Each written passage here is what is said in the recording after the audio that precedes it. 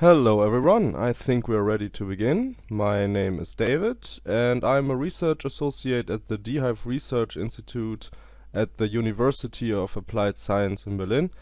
I'm coming from a game design and game system design background, and over the past few years I've worked on several different research projects. And today I'm really excited to share with you the current progress of our project Vocals. Before we dive into Vocals, I would like to introduce the project that led the foundation, which is called Düppel 3D.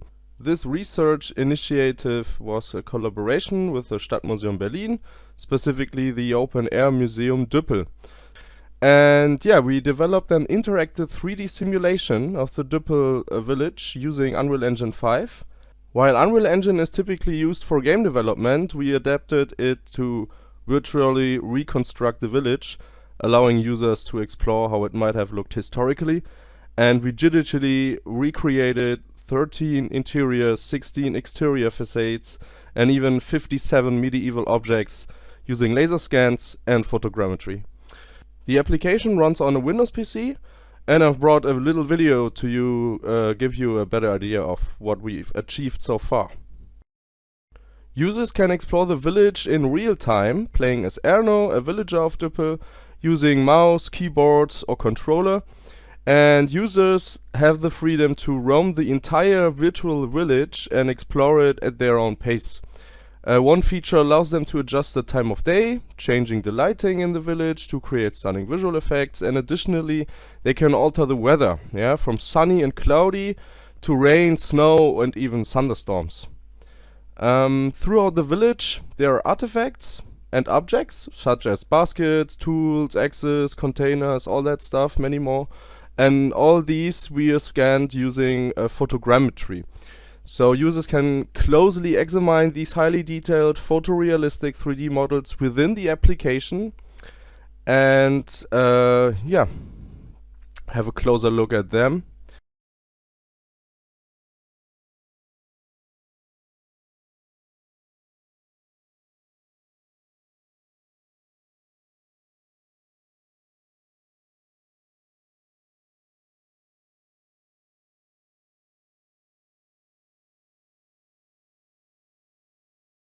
The buildings, for example, that you can see here in the village were also scanned using photogrammetry and laser scanning, both inside and out. And users can enter these buildings, explore the interiors and even light the fireplaces to change the atmosphere and a bit of the lighting, because the rooms are quite dark due to small windows and narrow entrances. And then you can see more if you would like.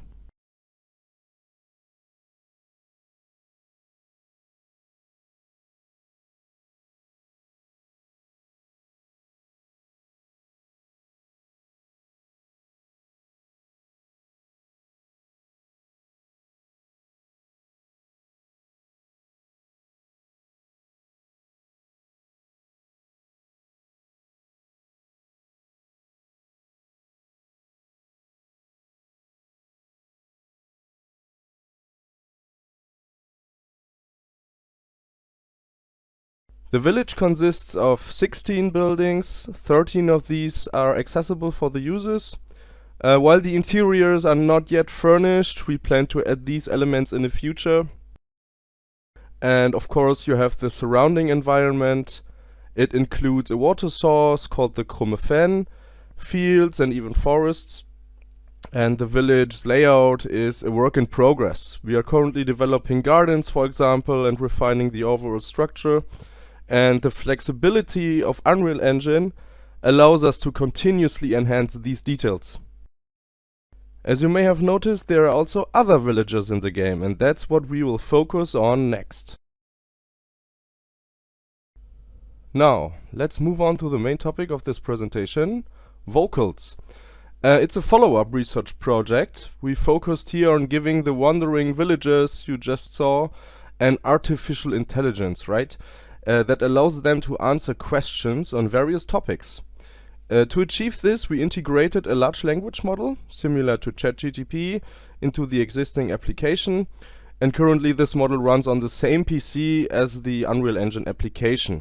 So you need a powerful graphics card, and in the future we plan to host the AI model on a server from us to reduce the system demands. For cases where a high-performance PC isn't available, such as in an open-air museum, the application can also be streamed over the internet. The user can interact with villagers by pressing a button, which then opens a chat window where you can ask anything relevant to the context. So, for instance, in this example we ask, "Where are we?" And the villager replies, "We find ourselves in the Mark Brandenburg, nestled between the Krumme Fen and the dense forest."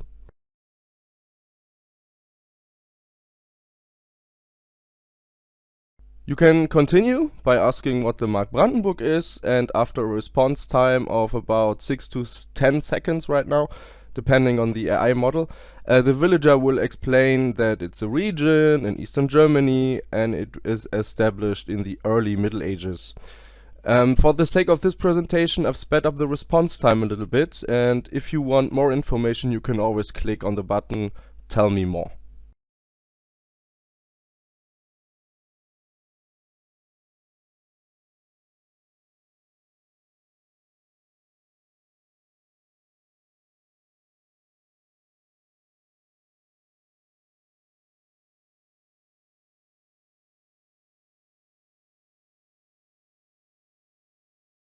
And the whole conversation system works with every villager you can meet in the Düppel village.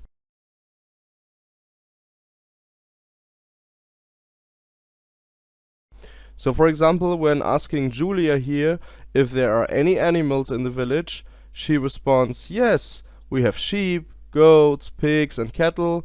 Sheep and goats are quite common here, providing us with wool for clothing and milk for our consumption."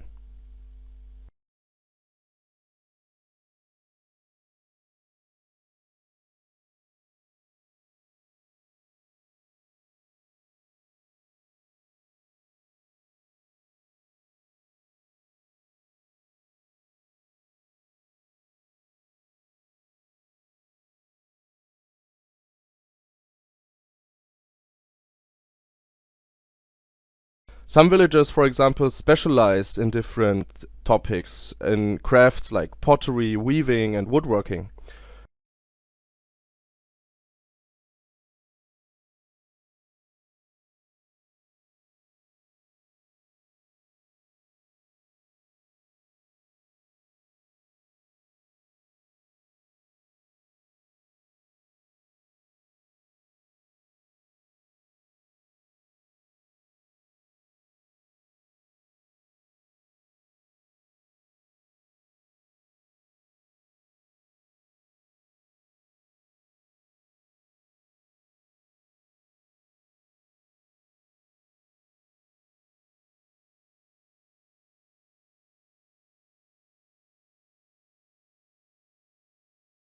For instance, here if you ask about soldiers in the village, they'll inform you about any defensive measures in place.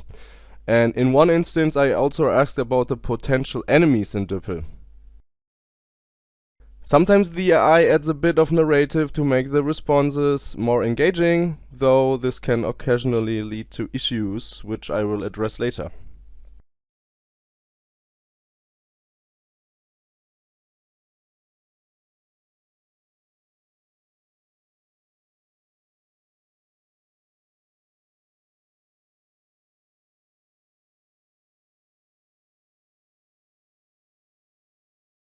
We also ask a girl how colors are made and from which plants, and the chat window lists the materials and plants that are used for dyes.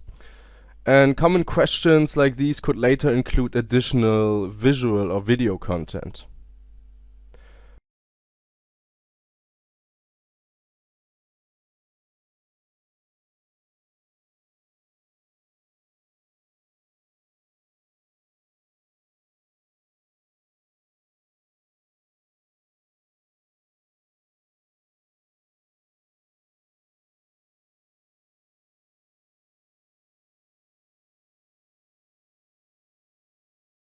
But what happens when you ask an unusual question, for example, where the nearest McDonald's is?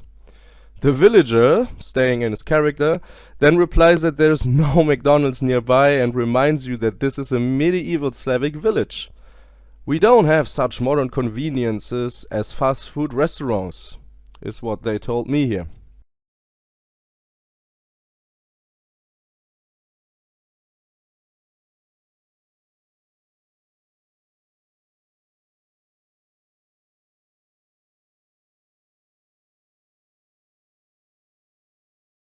And of course you can ask questions in any major language. Here is an example of a Dutch question about what food she had today. Yeah, currently the AI responds in English, but they may change in the future too. And I think it's quite interesting, right? So, how does this whole AI stuff work? We are using a large language model from Google, which is called Gamma 2B. And this provided us with the best results so far. We've also experimented with other models like Llama or Mistral. And the system itself is built around a role-playing AI, meaning that all characters in the application genuinely believe they are living in the Middle Ages in the Düppel village. All responses are generated from our own database, running on our PCs and servers, and are enhanced by a system called RAG, Retrieval Augmented Generation. RAG combines information retrieval with a large language model, right? Allowing access to external sources like databases and even web-based information, of course. This is particularly useful for our project because the chatbot accesses an internal database that we've created, ensuring that all answers are based on reliable sources. Speaking of the database, how does it work? The database itself includes an April 2024 on-site interview with Dr. Julia Heb at Museumsdorf Düppel, along with general information about the Middle Ages and Brandenburg. Here is a picture from the guided tour. We recorded it with a microphone and later transcribed all into text, right? We also incorporated various PDFs and text documents to expand the database. We reviewed the text for clarity to ensure they were LLM ready, right? And since the source texts were in German, we translated them into English. Of course, other languages are possible, but in this case, English currently offers the best quality and outputs.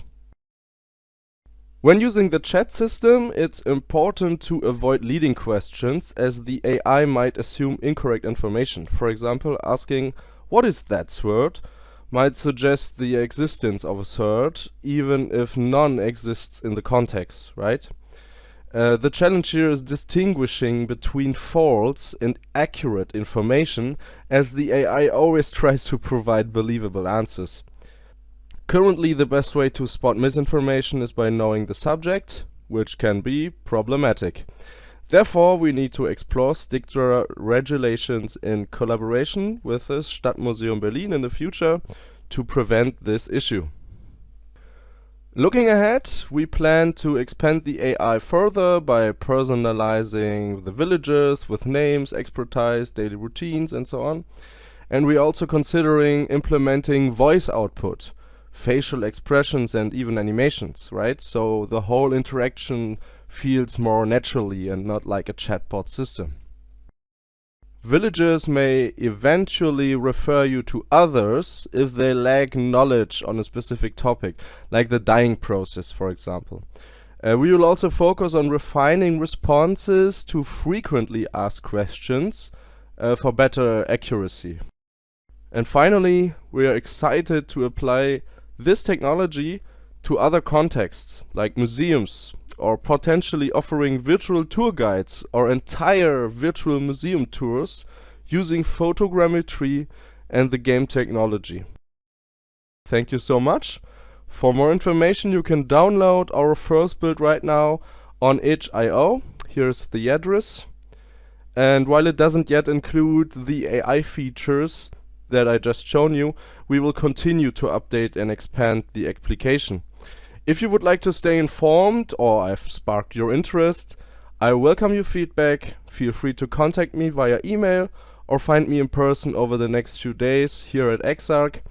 Yeah, thank you so much. I hope you found the presentation engaging and clear, and I see you around.